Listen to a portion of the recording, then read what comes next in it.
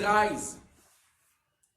Ceux qui sont sur le roc, donc ceux qui ont reçu la semence dans les endroits pierreux. Hein? Ceux qui ont reçu la semence qui est la parole de Dieu. Dans Luc 8, 13. Ce sont ceux qui, lorsqu'ils entendent la parole, la reçoivent avec joie. Mais ils n'ont point de racines. Ça dit, ils ne croient que pour un temps.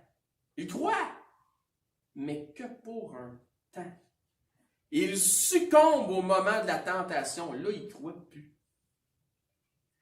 Ils ne croient que pour un temps. Il y a un ménage qui a été fait. C'est ça mon parallèle. Mais un ménage temporaire pour un temps. Quand la tentation ou la persécution arrive, ils succombent. Les genoux leur viennent mous. Mais succomber à quoi? Ben, la tentation, ça le dit dans le texte. Oui, mais la tentation de quoi? Encore une fois, je me permets un peu. Dans ma pensée, donc la tentation ou le désir de quitter le Seigneur, de quitter le corps de Christ qui est l'Église, de quitter l'Assemblée. Comme je dis, vous êtes libre de vos opinions là-dessus. Je vous ai établi ma pensée ici. Puis supportez-moi, suivez-moi. Moi, c'est ce que je saisis du contexte. Lorsqu'ils entendent la parole, ils la reçoivent avec joie. Au début, ça va. J'ai entendu le salut par la foi, l'Évangile, Jésus, la grâce, Dieu, etc. Lorsqu'ils entendent la parole, ils la reçoivent avec joie. Le problème, c'est que la joie, elle ne demeure pas. Elle s'estompe. Quand? Quand finalement tu te rends compte que Dieu a véritablement des attentes envers toi, là, ça ne fait plus ton affaire. Quand la prédication est rendue qu'à t'offense, non pas parce que ce qui est dit en avant, c'est faux. Au contraire, c'est la vérité. Mais ça va à l'encontre de tes désirs personnels. Il croit pour un temps. Quel temps? Jusqu'au temps où ce que tu entends finit par plus faire ton affaire, puis là, il n'y a plus de joie. Parlant de temps, il ne croit que pour un temps. Parlant de temps, Paul exhorte le jeune prêcheur Timothée à prêcher la vérité en temps et hors de temps. Dans certaines versions, ça dit ça comme ça. C'est-à-dire que ça fasse leur affaire ou non. La prédication n'a pas comme but la flatterie, les amis, mais la perfection des saints. C'est ça le but de la prédication. La croissance des saints, le discipulat, donc l'édification, c'est de bien remplir son ministère, que l'enseignant prêche la vérité, que ça fasse ton affaire ou non. Ça, c'est quelqu'un qui, s'il fait ça, il remplit bien son ministère. On va le voir dans les Écritures. Autrement dit, si tu n'aimes pas toujours ce que tu entends, c'est probablement que le gars en avant qui prêche fait une bonne job. Moi ou quelqu'un d'autre. Je ne dis pas ça pour me lancer des fleurs. Mais si tu n'aimes pas toujours ce que tu entends dans la prédication, moi, que ce soit Dominique ou n'importe qui enseigne ici, c'est probablement que le gars en avant fait une bonne job. Probablement. À vous autres de discerner ça. Dans le sens que s'il expose les Écritures, c'est pas ton opinion ou ta frustration qui va changer quoi que ce soit. C'est pas à Dieu de s'ajuster à tes standards à toi, mais c'est à toi de te soumettre aux nouveaux standards de ta nouvelle vie en Jésus-Christ que Dieu veut t'inculquer. L'endoctrinement, là, ça ne devrait pas faire peur à personne parce que Dieu veut nous endoctriner, mais d'une saine doctrine. Parce que le monde aussi veut nous endoctriner, que ce soit le monde religieux ou le monde séculier. Il veut nous endoctriner, mais le Seigneur veut nous endoctriner d'une saine doctrine, qu'on ait du discernement, de la sagesse, de la maturité. Voici le passage en question que moi je prends très personnel, comme si il m'était moi-même adressé. Et on va le décortiquer dans 2 Timothée 4, à partir du verset 1. On va voir jusqu'au verset 5. Dans 2 Timothée 4, 1. Ça dit, je t'en conjure devant Dieu. Je t'en conjure devant Dieu. S'il vous plaît, tu sais, c'est insistant. Je t'en conjure devant Dieu et devant Jésus-Christ qui doit juger les vivants et les morts au nom de son apparition et de son royaume. C'est une demande insistante, ça? Il veut, tu sais, en voulant dire, je vais te demander quelque chose, là, puis détourne-toi pas de ça, s'il vous plaît. Il parle du royaume de Dieu. Tout comme Jésus disait, le royaume donc est venu vers vous, tantôt quand il a dit, si c'est par Dieu que je chasse les démons, ben, le royaume de Dieu est venu vers vous. Autrement dit, reconnaissez-le, c'est ça que Jésus voulait dire quand il a dit ça. Verset 2, il dit, prêche, il dit, je t'en conjure, prêche la parole. OK? Insiste en toute occasion. Qu'est-ce qui est écrit après? Favorable ou non. En temps ou hors de temps. Reprends. Ah, ça, c'est le fun, hein? Censure. Ah, ça, c'est le fun. Exhorte. Encourage. Avec toute douceur, comme Dominique disait ce matin dans le cours d'herméneutique. Avec toute douceur et en instruisant. Est-ce qu'il dit juste d'exhorter? Non. Est-ce qu'il dit juste d'enseigner? Non. Est-ce qu'il dit d'enseigner? Oui. Est-ce qu'il dit d'exhorter? Oui. Est-ce que c'est tout ce qu'il dit? Non, il dit prêche la parole. Ensuite, il décrit comment ce qu'il entend, ou ce qu'il entend par prêche. Comment est-ce qu'un ancien qualifié doit-il prêcher? Avec insistance. Insiste. Vous trouvez que j'insiste sur certains points à l'Église baptiste centrale de la Rive-Sud? Je fais ce que Dieu me demande. Insiste en insistant, pas juste quand ça fait leur affaire. Non. Que ça fasse leur affaire ou que ça fasse pas leur affaire. Mais en toute occasion, que ça fasse leur affaire ou que ça fasse pas leur affaire. Quel genre d'occasion? Favorable ou non. En temps ou hors de temps. Comment doit-on prêcher? En reprenant les mauvais comportements, il dit, reprends, censure, exhorte. En reprenant les mauvais comportements, les attitudes qui blasphèment Christ. C'est déplorable d'avoir ça dans une église, mais ça arrive des fois qu'il y en a qui ont une attitude qui blasphème le Seigneur. En censurant. Imagine avoir à dire à quelqu'un de se taire. Tu censures la personne dans l'assemblée parce que son attitude, par ses paroles, animées par un esprit, parce qu'on ne combat pas contre le sang et la chair, ça blasphème le Seigneur dans l'assemblée. Si c'est ça qu'on doit faire, c'est ce qu'on doit faire. C'est ça que la Bible dit. On va faire ce que Dieu nous demande. En exhortant avec toute douceur, puis à travers ça, il y a de l'apprentissage, il y a de l'instruction. Les gens vont s'en sortir gagnants quand ils passent à travers ça. Ça va les aider à maturer en Christ. En exhortant avec toute douceur et en instruisant, attention, juste faire de l'exhortation, les amis, juste faire ça tout le temps, ce n'est pas prêcher. Juste instruire, que faire de l'enseignement, ce n'est pas prêcher. Qu'est-ce que ça prend pour pouvoir avoir la liberté de réellement prêcher la parole comme c'est mentionné de le faire? Parce qu'il dit prêche, après ça il dit enseigne, exhorte. Et si tu fais juste d'enseignement, tu ne prêches pas. Si tu fais juste d'exhortation, tu ne prêches pas. Mais si tu prêches, il va y avoir de l'exhortation. Si tu prêches, il va y avoir de l'enseignement. Qu'est-ce que ça prend pour pouvoir avoir la liberté de réellement prêcher la parole comme c'est mentionné? Ça prend le même esprit que celui de Christ. Pourquoi les gens étaient frappés par la doctrine de Christ? Parce qu'il enseignait avec autorité. Puis ça, c'est la définition de prêcher. Enseigner avec autorité. Tu ne peux pas prêcher sans cette autorité. Prêcher en ayant peur de froisser les gens. Mais imagine-toi, en temps et hors de temps, que ça fasse leur affaire ou non. Imagine prêcher en ayant peur de froisser les gens. C'est pas prêcher. Tu peux pas prêcher de même. Faut que tu te dises que ça se peut que tu offenses les gens quand tu t'exposes ici. Puis les gens qui sont assis là devraient avoir la maturité de comprendre que ça se peut que ça les offense.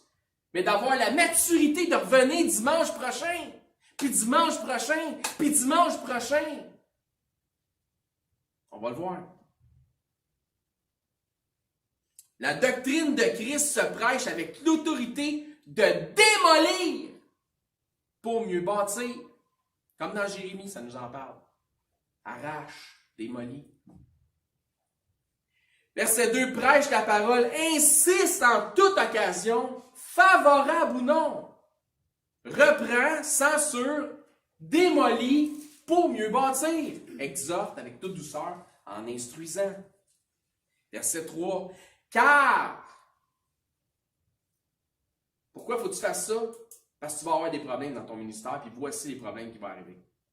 Car, puis je vous ai dit, je prends le texte personnel.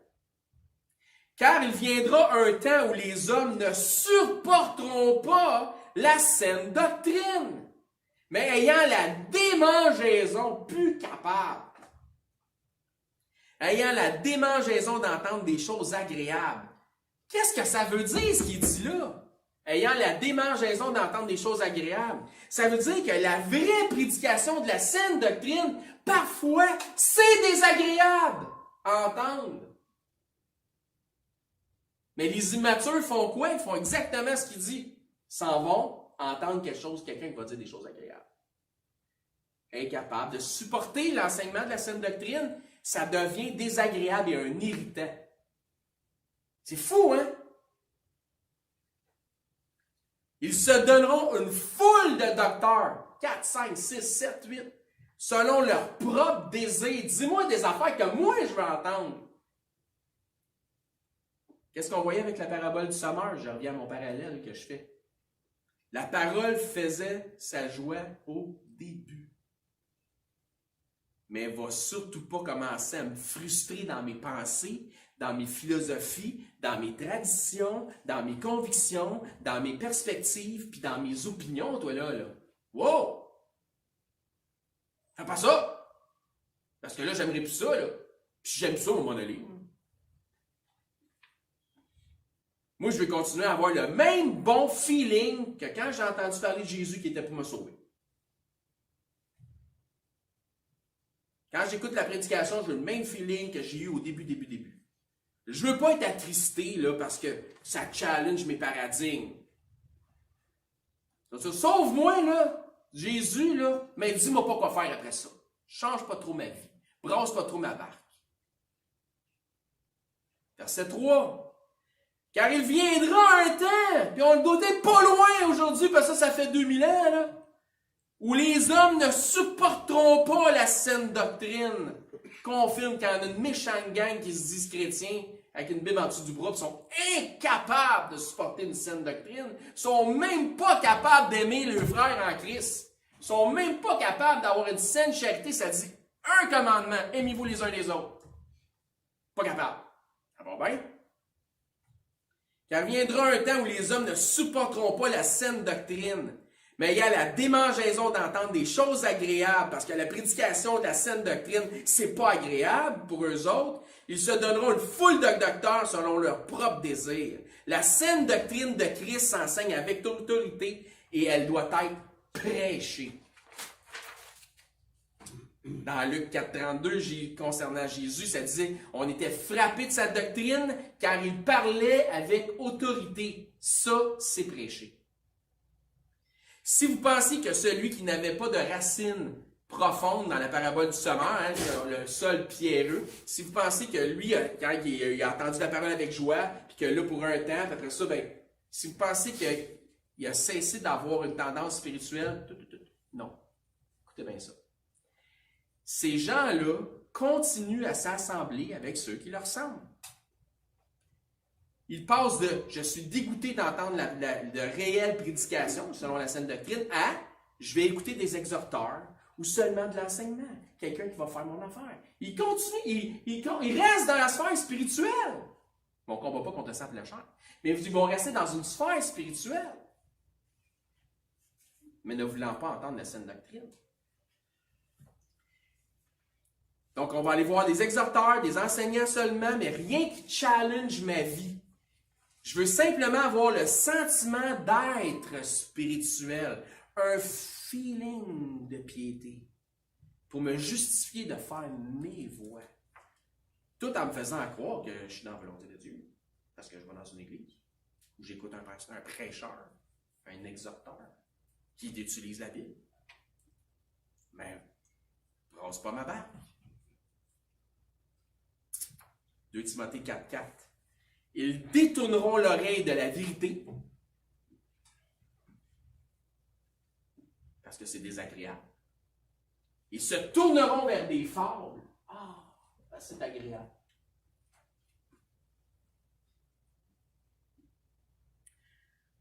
On ne veut pas de la saine doctrine, on préfère la mauvaise doctrine via des fables, des métaphores, des concepts, des philosophies, etc. Raconte-moi une histoire.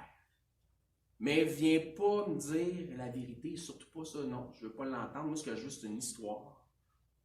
Parce que la vérité, elle m'écoeure. C'est rough, hein? Il y a une raison pourquoi c'est rough, ce message-là.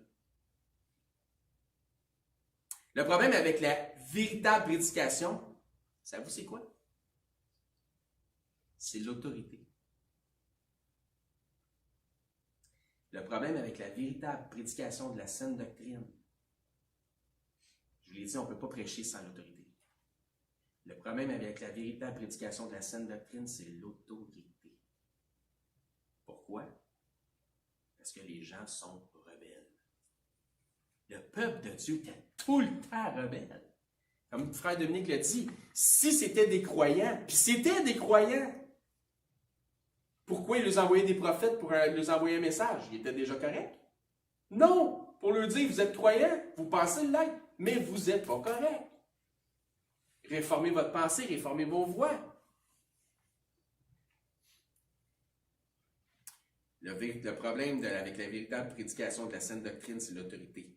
Les gens refusent l'autorité, non pas celle de l'homme qui fait ce que Dieu lui demande de faire, c'est-à-dire ramener un message selon la vérité. Mais il dénigre directement l'autorité de Dieu, blâmant son messager.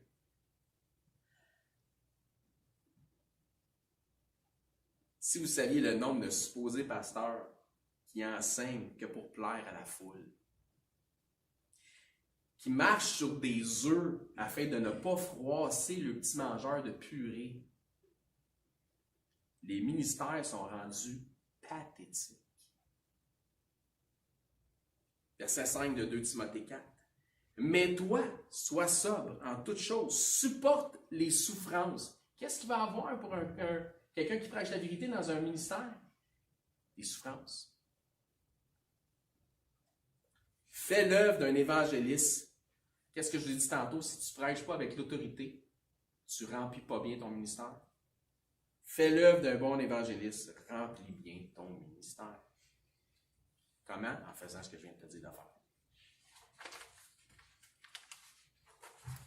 C'est pas compliqué. Pas de prédication avec autorité, selon la saine doctrine. Pas de ministère bien rempli. Puis des ministères qui ne sont pas bien remplis, il y en a plein. Je le dis selon la parole de Dieu, c'est pas mon opinion, ça là. Parce que Dieu dit, si un ministère n'est fondé que sur de l'exhortation ou que sur de l'enseignement seulement, comme du monde, des prêcheurs, des supposés prêcheurs, mais c'est juste des exhorteurs ou des enseignants qui marchent tout le temps sur des œufs pour ne pas déplaire à personne parce qu'ils ont peur de perdre une partie de leur chèque, ce ministère n'est pas bien rempli. Le malheur de certains de mes frères en Christ, qui sont supposément prêcheurs, c'est qu'ils sont tellement juste dans l'enseignement et l'exhortation seulement, qu'ils deviennent ces fameux docteurs dont parle Paul à Timothée, qui sont en fait selon les convoitises des immatures. Quand je vous dis les ministères sont rendus pathétiques, c'est ça. Non seulement des immatures, mais si je me réfère à la parabole du semeur où j'ai fait un lien avec ceux qui sont sur le sol pierreux et qui n'ont pas de racines, puis qui vont vers les docteurs et les enseignants selon leur convoitise, sont même pas sauvés, ce monde-là. Ils n'ont pas de racines, ils ne sont pas capables d'être fondés par raciner en Christ que la parole de vérité. Dis-moi des choses que je veux entendre. Fais-moi croire que tout va bien. Ça, c'est une relation avec Christ qui est une relation que Christ qualifie d'hypocrite, qui ne recherche qu'un sentiment de piété. Dis-nous qu'on est beau, qu'on est bon, puis qu'on va au ciel.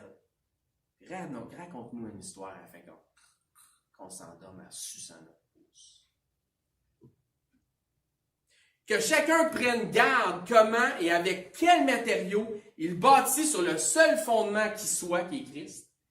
Si les prêcheurs bâtissent avec du bois, de la paille ou du chaume, que de l'exhortation de surface, en marchant sur des œufs tout le temps, ils vont remplir de l'air, puis ils vont remplir du temps. Si les prêcheurs bâtissent qu'avec du bois, de la paille et de la chaume, ils ne feront jamais de disciples matures et leur récompense sera qu'un amas de cendres. J'aimerais mieux avoir un diamant que 10 000 tas de cendres. Ils font ça juste parce qu'ils sont frustrés, offensés, parce que la vérité leur est désagréable. Puis automatiquement se tournent vers ceux qui enseignent des affaires, qui font leurs affaires. Oh, lui, c'est un bon prêcheur, gars, il dit quelque chose que moi, j'aime entendre.